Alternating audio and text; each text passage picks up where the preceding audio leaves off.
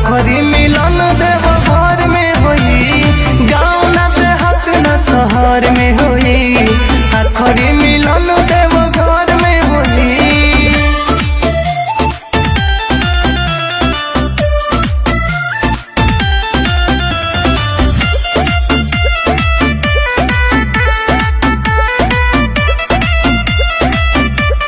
मिटे नहीं दे हम सनम अपना प्यार के, फेंक दे ही लोग चाहे झोरही में मार के। बाबा सुनी है जरूर